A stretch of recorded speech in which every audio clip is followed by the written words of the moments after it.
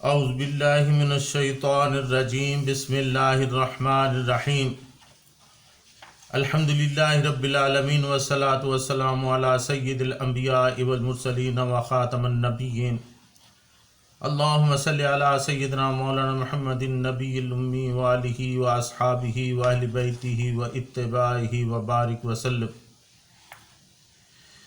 معزز ناظرین، السلام علیکم ورحمۃ اللہ وبرکاتہ۔ جاذب پبلیکیشنز میں خوش آمدید۔ میں محمد سعید جاذب آپ کی خدمت میں حاضر ہوں۔ تعلیم القرآن کا سلسلہ جاری ہے اور میں آپ کی خدمت میں سورہ آل عمران کی آیت نمبر 86 تا 91 لے کر حاضر ہوں۔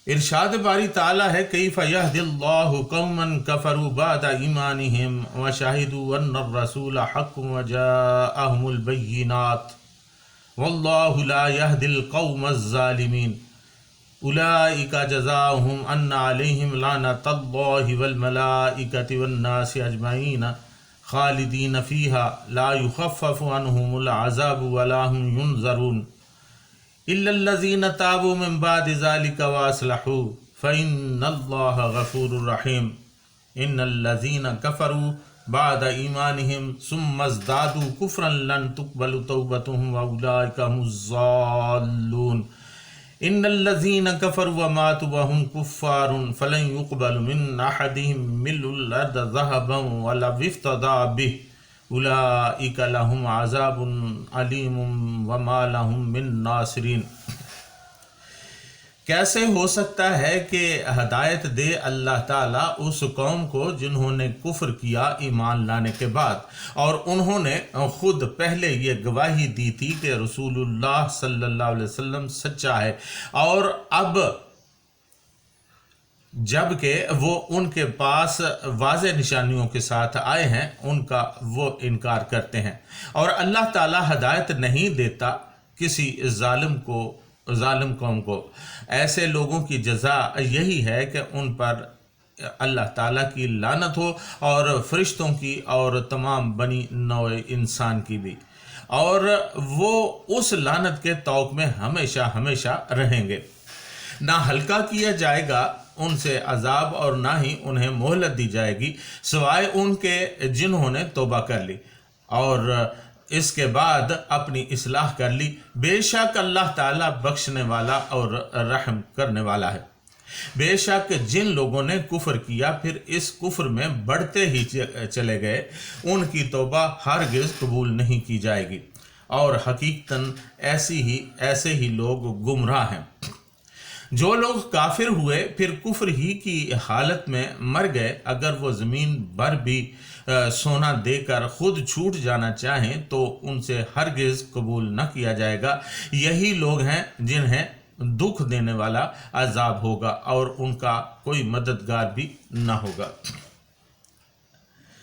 ناظرین، یہاں آیت نمبر 86 میں اللہ تعالیٰ نے اہل کتاب کے اندھے تعصب کی بات کی ہے۔ کیف یہدی اللہ قوما کفروا بعد ایمانہم وشہدوا ان الرسول حق وجاءہم البینات واللہ لا یہدی القوم الظالمین۔ کیسے ہو سکتا ہے کہ ہدایت دے اللہ تعالیٰ اس قوم کو جنہوں نے کفر کیا ایمان لانے کے بعد، اور انہوں نے خود پہلے یہ گواہی دی تھی کہ رسول یعنی صلی اللہ علیہ وسلم سچا ہے، اور اب جب کہ وہ ان کے پاس واضح نشانیوں کے ساتھ آئے ہیں ان کا وہ انکار کرتے ہیں، اور اللہ تعالیٰ ہدایت نہیں دیتا کسی ظالم قوم کو۔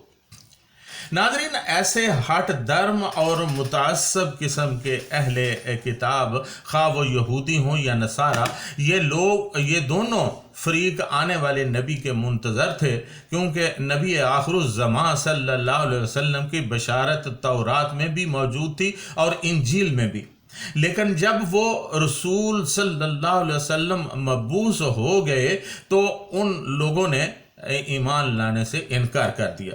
وجہ یہ تھی کہ یہود یہ سمجھتے تھے کہ وہ ہمارے مذہب کی تائید کرے گا، اور عیسائی یہ سمجھ بیٹھے تھے کہ وہ یہود کے مقابلہ میں ان کا ساتھ دے گا، لیکن جب ان کی یہ تمنا بر نہ آئی تو انہوں نے انکار کر دیا۔ اس کا ذکر پہلے سورہ بقرہ میں ہو چکا ہے۔ پھر انہی یہود و نصارہ میں کچھ ایسے لوگ بھی اٹھ کھڑے ہوئے جنہوں نے برملا شہادت دی کہ یہ وہی رسول ہے جس کی شہادت ہماری کتابوں میں موجود ہے، اور وہ ایمان بھی لائے۔ متعصب لوگوں پر اس کا بھی کچھ اثر نہیں ہوا۔ پھر نبی آخر الزمان صلی اللہ علیہ وسلم میں انہوں نے کئی ایسی نشانیاں بھی دیکھیں جو ان کی تسلی کے لیے بہت کافی تھیں۔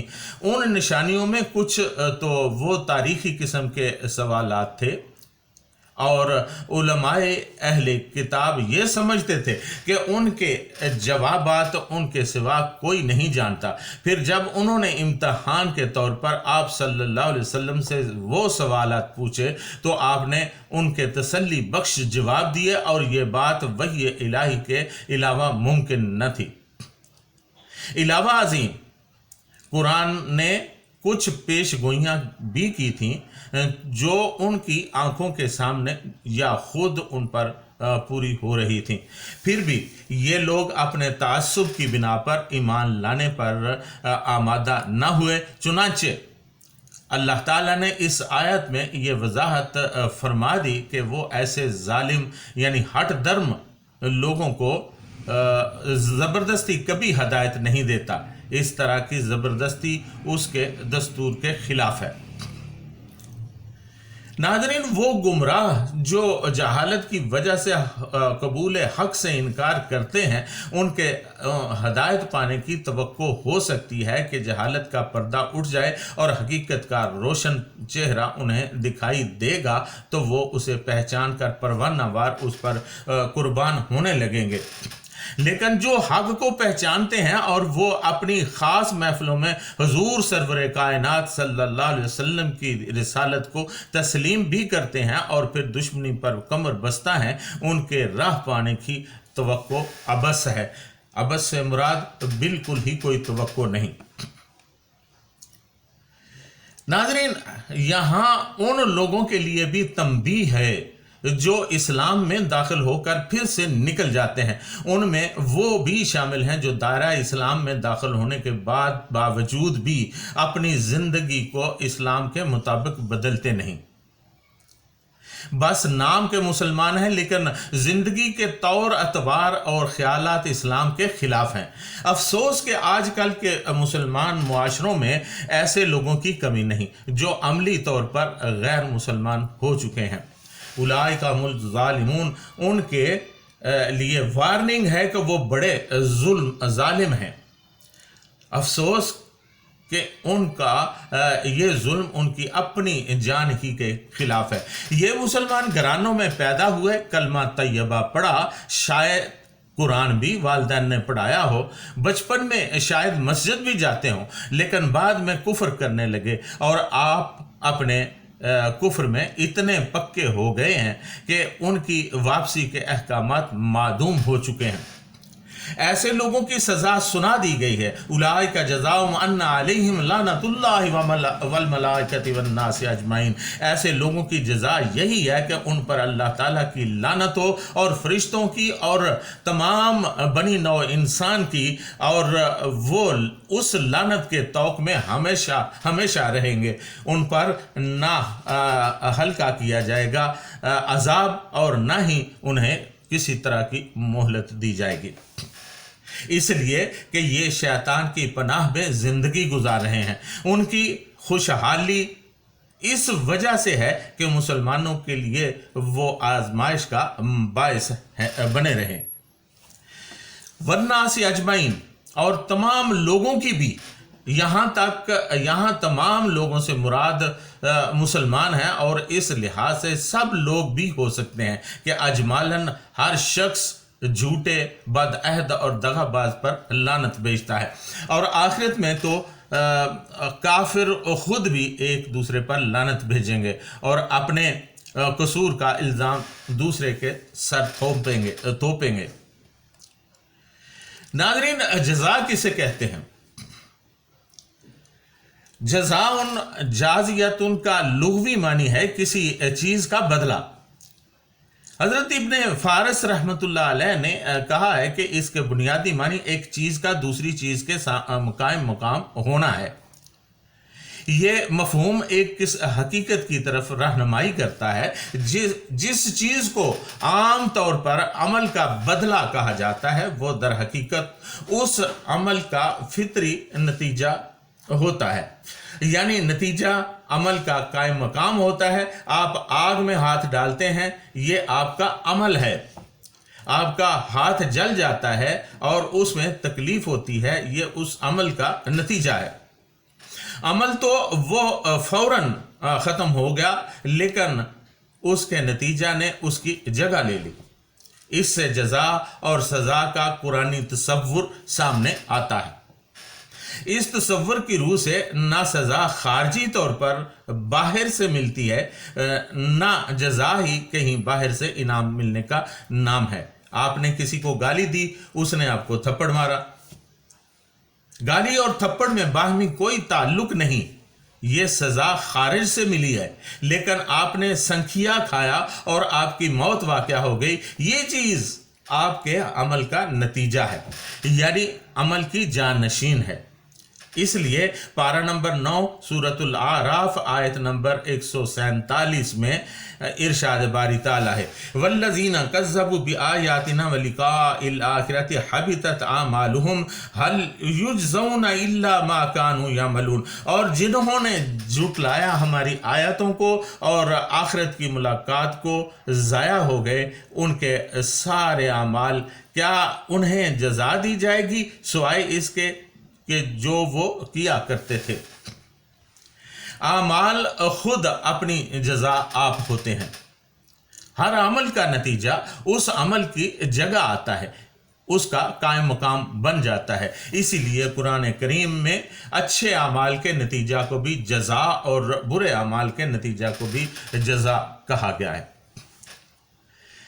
خالدین فیہا لا یخفف عنہم العذاب ولا هم ینظرون، وہ عذاب میں مبتلا رہیں گے، ان سے یہ عذاب نہ ہلکا کیا جائے گا اور نہ انہیں مہلت ہی دی جائے گی۔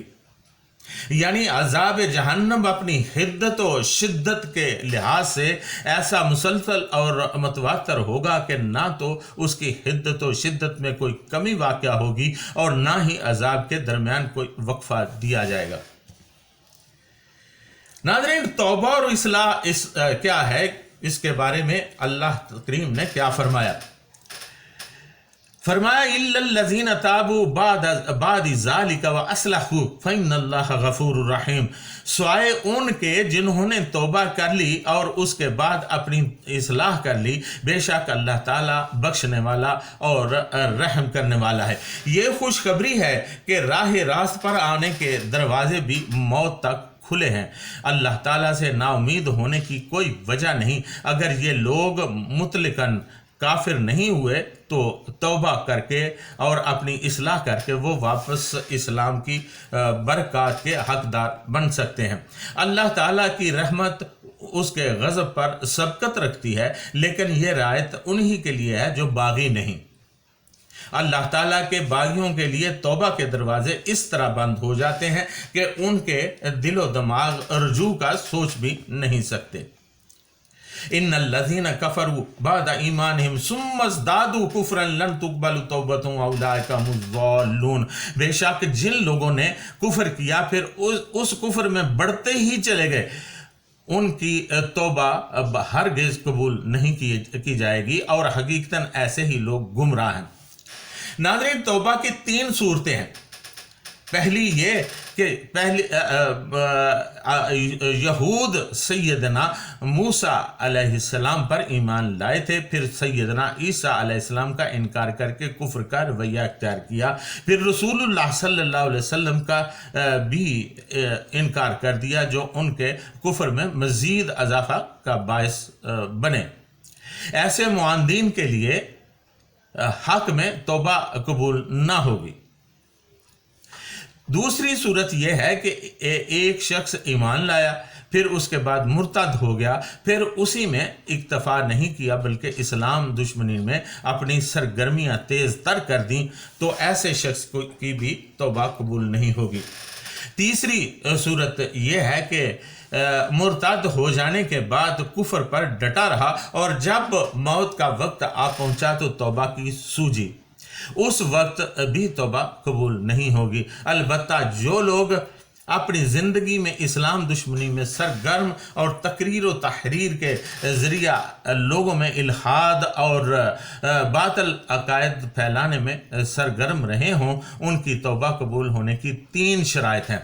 پارہ نمبر 2 سورۃ البقرہ آیت نمبر 160 میں ارشاد باری تعالیٰ ہے اِلَّا الَّذِينَ تَابُوا وَأَصْلَحُوا وَبَيَّنُوا فَأُولَٰئِكَ أَتُوبُ عَلَيْهِمْ، مگر وہ لوگ جنہوں نے سچی توبہ کی، اپنے اعمال درست کر کے اپنی اصلاح کر لی اور ظاہر کر دیں جو اب تک چھپاتے رہے، تو ایسے لوگوں کی توبہ قبول کرتا ہوں۔ یعنی سچی توبہ کریں، اپنے اعمال و افعال درست کر کے اپنی اصلاح کر لیں، اور جو کچھ الحاد یا باطل عقائد لوگوں میں پھیلا چکے ہیں برملا اس کی تردید کریں۔ اگر تقریر کے ذریعہ گمراہی پھیلائی ہے تو اسی طرح بھری محفل میں ایسے عقائد سے بیزاری کا اظہار کر اور اپنی غلطی کا اعتراف کریں، اور اگر تحریری صورت میں گمراہی پھیلانے کے مرتکب ہوئے ہیں تو تحریری صورت میں اس کی تلافی اور اپنی غلطی کا اعتراف کریں، تو ایسے لوگوں کی بھی توبہ قبول ہو سکتی ہے۔ ان الذين كفروا وماتوا وهم كفار فلن يقبل من احدهم ملء الارض ذهبا ولو افتدى به اولئک لهم عذاب علیم وما لهم من ناصرین۔ جو لوگ کافر ہوئے پھر کفر ہی کی حالت میں مر گئے، اگر وہ زمین بھر بھی سونا دے کر خود چھوٹ جانا چاہیں تو ان سے ہرگز قبول نہ کیا جائے گا۔ یہی وہ لوگ ہیں جنہیں دکھ دینے والا عذاب ہوگا اور ان کا کوئی مددگار بھی نہیں ہوگا۔ ناظرین، آخرت میں تو وہ اعمال کام آئیں گے جو کسی نے اپنے لیے آگے بھیجے ہوں گے۔ اعمال کے سوا نہ وہاں مال و دولت کام آئے گا، نہ قرابت داری اور نہ سفارش۔ آیت مذکورہ میں جو صورت پیش کی گئی ہے وہ فرض تسلیم ہے، یعنی اگر کسی کے پاس سونے کے انبار حتیٰ کہ زمین بھر سونا ہو تو اس کی آرزو یہی ہوگی کہ سب کچھ دے کر عذاب جہنم سے اپنی جان چھڑا لے، مگر وہاں یہ بات ممکن نہیں ہوگی۔ رسول اللہ صلی اللہ علیہ وسلم نے فرمایا، قیامت کے دن اللہ تعالیٰ سب سے کم عذاب والے دوزخی سے فرمائیں گے کہ اگر تیرے پاس دنیا و ما فیہا ہو تو کیا تو اسے اپنے فدیہ میں دے دے گا؟ وہ کہے گا ہاں۔ اللہ تعالیٰ فرمائے گا، جب تو انسانی شکل میں تھا تو میں نے تجھ سے اس سے آسان تر بات طلب کی تھی اور کہا تھا کہ پھر میں تجھے جہنم میں داخل نہ کروں گا، مگر تو شرک پر اڑا رہا۔ ناظرین، یہ تھی اللہ تعالیٰ کی بیان کردہ وہ تفاصیل جو ان آیات میں اللہ تعالیٰ نے بیان فرمائی۔ اللہ تعالیٰ سے دعا ہے کہ وہ ہمیں توبہ کرنے کی توفیق عطا فرمائے اور اپنے اعمال کی اصلاح کی بھی توفیق عطا فرمائے۔ آج کی نشست میں پارہ نمبر 3 کا اختتام ہوا۔ آئندہ انشاءاللہ العزیز پارہ نمبر 4 کی ابتدا کے ساتھ آپ کی خدمت میں حاضر ہو جاؤں گا۔ تب تک کے لیے اجازت، وما علینا الا البلاغ المبین۔